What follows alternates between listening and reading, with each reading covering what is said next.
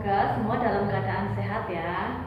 Pada video kali ini, Ibu akan menjelaskan materi perkembangbiakan tumbuhan.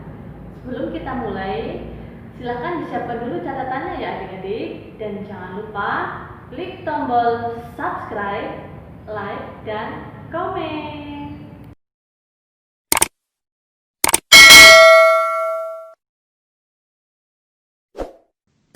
Perkembangbiakan tumbuhan. Perkembangbiakan tumbuhan dibagi menjadi dua. Yang pertama, generatif. Yang kedua, vegetatif. Perkembangbiakan generatif adalah perkembangbiakan melalui proses perkawinan atau penyerbukan. Biasanya dialami oleh tumbuhan berbiji. Yang kedua, perkembangbiakan vegetatif adalah perkembangbiakan yang tidak melalui proses perkawinan atau penyerbukan. Apa itu penyerbukan? Penyerbukan adalah jatuhnya serbuk sari pada kepala putik. Adik-adik, mari kita amati bagian-bagian bunga berikut. Nomor 1, kepala putik. Nomor 2, kepala sari. Nomor 3, tangkai sari. Nomor 4, mahkota bunga. Nomor 5, bakal biji. Nomor 6, kelopak bunga. Nomor 7, tangkai bunga. Nomor 8, daun. Kemudian kita perhatikan gambar bagian-bagian putik berikut. Nomor 1, kepala putik. Nomor 2, tangkai putik. Nomor 3, bakal biji. Nomor 4, ruang bakal biji. Sudahkah adik-adik mengingatnya? Lanjut. Macam-macam penyerbukan. 1. Penyerbukan sendiri. Apa itu penyerbukan sendiri? Penyerbukan sendiri adalah peristiwa jatuhnya serbuk sari pada kepala putik yang berasal dari bunga itu sendiri. Jadi masih dalam satu bunga ya. Yang kedua, penyerbukan tetangga. Penyerbukan tetangga terjadi bila serbuk sari jatuh pada kepala putik pada bunga yang lain, tapi masih dalam satu tumbuhan. Yang nomor 3, penyerbukan silang. Terjadi apabila serbuk sari jatuh pada kepala putik, pada bunga lain, dan berbeda tanaman, tapi masih satu jenis. Yang keempat, penyerbukan bastar. Penyerbukan bastar terjadi apabila serbuk sari jatuh pada kepala putik, pada bunga yang lain, dengan tanaman yang lain dan jenis yang berbeda pula. Selanjutnya, siapa saja sih yang membantu penyerbukan? Jatuhnya serbuk sari pada kepala putik bisa dibantu oleh angin, atau nama lainnya anemogami. Kemudian bisa juga dibantu oleh hewan, nama lainnya zodiogami. Untuk penyerbukan yang dibantu oleh manusia biasa disebut dengan antropogami, dan penyerbukan yang dibantu oleh air disebut dengan hidrogami. Adik-adik, tahukah kamu bagaimana proses lebah menyerbuki bunga? Perhatikan gambar berikut. Ketika lebah terbang melakukan penyerbukan pada suatu bunga, serbuk sari menempel pada kaki lebah yang berbulu.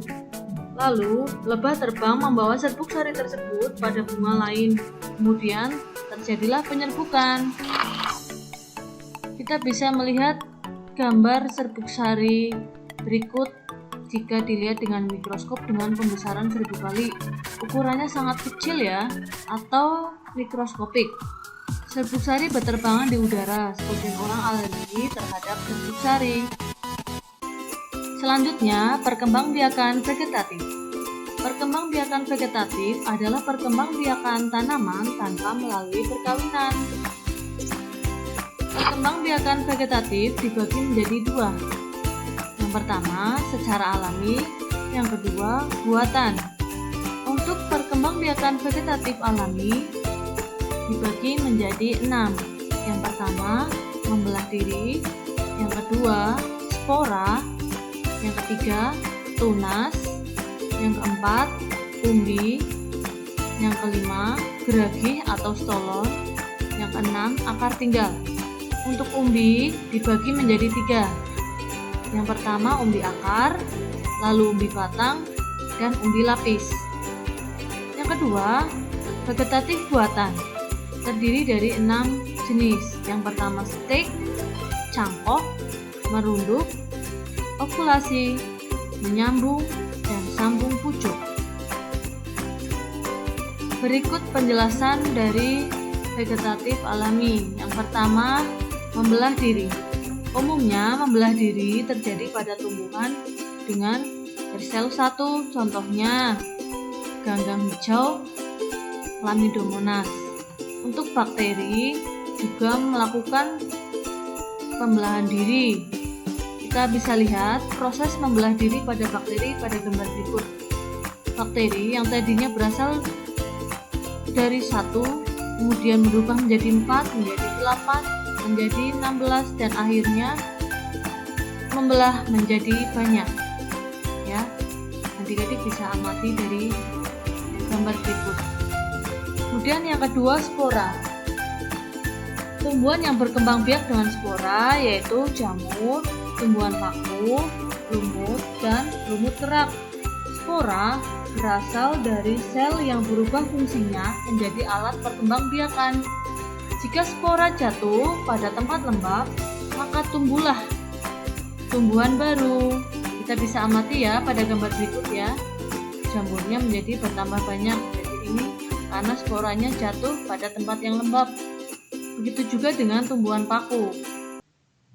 Kotak tempat spora namanya sporangium. Yang ketiga, tunas. Tumbuhan yang berkembang biak dengan tunas, misalnya bambu, pisang, kelapa, aren, nanas, dan lain-lain. 4. Umbi. Umbi adalah bagian tanaman yang mengembung di dalam tanah. Umbi ada 3 macam. Yang pertama, umbi batang. Contohnya kentang. Yang kedua, umbi lapis. Contohnya bawang merah, bawang putih. Yang ketiga, umbi akar. Contohnya wortel. 5. Geragih atau stolon. Batang atau ranting yang menjulur di atas permukaan tanah, di mana di bawah batang tumbuh akar serabut. Ayo adik-adik, kita perhatikan gambar berikut ya.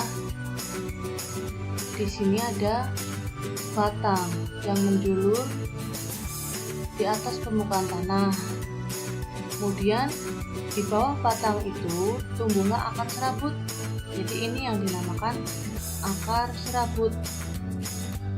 Geragih biasanya terdapat pada arbei dan pegagan.